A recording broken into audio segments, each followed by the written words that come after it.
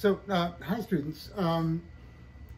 Again, in the first half of the semester, we really focused on expanding our concept of what a line is, and we realized that line can have a tremendous amount of lives simultaneously. It can show proximity in space, it can carry emotion, it can have a sense of materiality. Is this a cotton ball or a porcupine?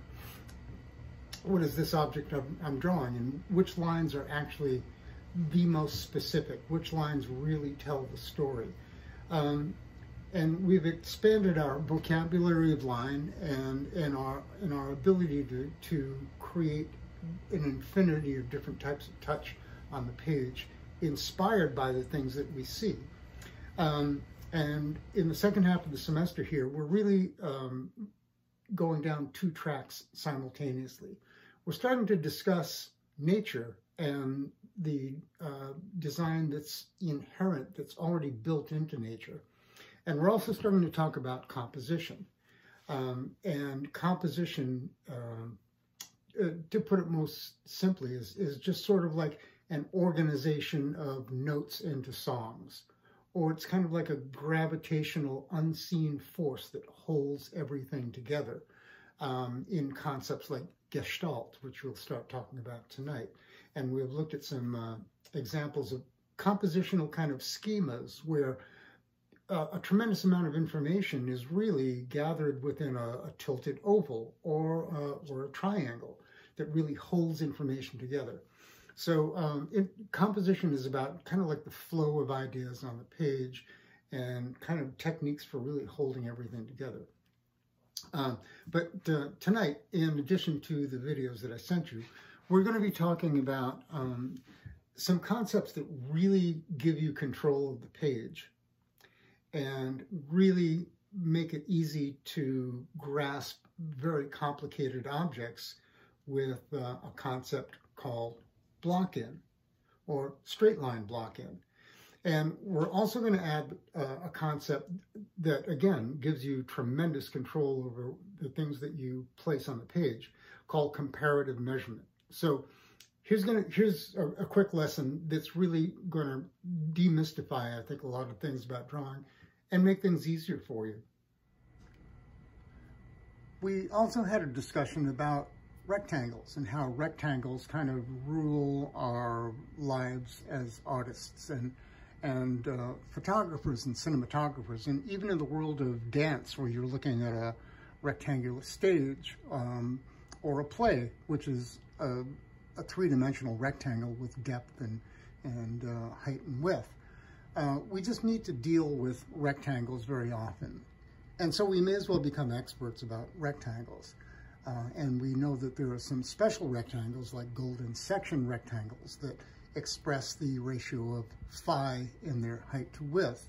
And there are other rectangles called dynamic rectangles, which are also referred to as root rectangles and that sort of thing. And we're also conscious that there are things like aspect ratios, specific ratios of height to width that are very, very important to photographers and cinematographers. From a practical level, though, there are also considerations that it's really expensive to have custom frames done. So we may as well, in some cases, work backwards from what's easily available in the world of ready-made frames. And in this case, I've described an 11 by 14 rectangle here because I just happen to have some 11 by 14 frames that this finished drawing is going to drop into really nicely without costing me a bundle of money for custom framing. Anyway, so let's get to block-in and comparative measurements, which again really takes very, very complicated imagery and simplifies those images so you can start building off of some very, very basic judgments. And we'll also look at comparative measurements, which gives you the ability to scale your images, make them larger or smaller before you even start the drawing, which is really, really useful. And again, these are techniques that give you control of the page. So here I've printed out this cool looking butterfly that I want to put in this image. And I may or may not want it to be the same size. I think it's kind of nice the size it is, but I also want to put it up here somewhere in this frame because I know I'm going to put other stuff into the drawing. So let's dive in with some block in and also comparative measurements. So looking at what is initially a very complicated looking, incredibly intricate biological specimen, first of all, don't even think of it as a butterfly. Just think of it as an image. Sometimes when we put words on things, we have to contend with getting locked into descriptions. Like, we already know what a butterfly is. Let's approach this like it's something we've never seen before. But let's start with a 5-line block-in. And again, a 5-line block-in is just kind of like an honest best guess. So my 5-line block-in is going to be kind of like that, that, and that. No more complicated. But what it's going to do is to really contain this image and sort of describe a space in this page where this image is going to live. So let's go along with that. So starting here, there's going to be 1 straight line, 2 straight lines, 3 straight lines, 4 straight lines, 5 straight lines. So really no more complicated than that. But within this really rough description, this gives me a lot of stuff to work with because I'm no longer working in just like this really complicated space with a lot of decisions. I've already made some decisions, but I just have to be comfortable with the fact that they're not correct decisions. So the next thing that we want to do is to take this major form, this major block in, and start looking for some subforms. So I'm going to give myself a line right down the center that kind of represents the body. I'm going to take a best guess as to how big these wing divisions are, but I can do better than guess. I can actually compare. And here I'm using just a chopstick from some takeout Chinese food, which was really good, by the way.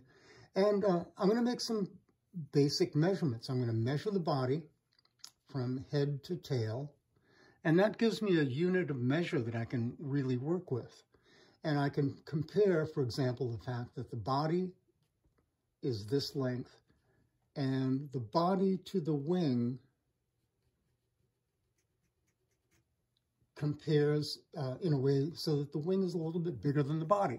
So going back to my drawing here, if I decide that the body is going to be this big from here to there, that really gives me something I can use because I can take this dimension in my drawing, measure it out, and then just add some. So the body here is, let's call it a butterfly body unit. And if I flip it sideways, the wing is kind of like a butterfly body unit and a quarter wide. And that gives me something I can really use. So I'm back to just making guesses, but now I'm going to be making really informed guesses. So if this is a butterfly body unit, I'm going to take that measurement, I'm going to turn it sideways, that's 1 butterfly body, and then I'm going to add some. And then I'm going to do the same on the other side. That's a butterfly body, I'm going to add about a quarter. Now, my block-in is going to start getting a lot more precise because I've got stuff that I can make decisions about. So very, very quickly, my simple 5-line block-in is a lot more precise. The thing to keep in mind here is that I could have decided that the butterfly body is only going to be this big, top to bottom, and I can still do the same thing. I can take a butterfly body measurement, flip it sideways, add about a quarter, do the same on the other side, add a quarter. And now, when I do a more expanded block-in, I'm still in proportion. So I've taken the same drawing and drawn it in 2 different scales, but the proportions are the same. And that's hugely important. That gives me a lot of control over this object. And then I can start doing more subdivisions. I can say, well, this wing starts about here on the thorax, and it has an angle like this. And I can actually use my pencil as an angle finder. I can take this angle, transfer it right up here, and instead of taking a wild guess, I have a really educated guess as to the angle of this wing. And I can start taking my straight lines and turning them into more precise lines. So that's how a block-in can really quickly develop into a lot of really well-educated, measured guesses that really give you control of this form and take this completely complex form and really make it understandable very, very quickly.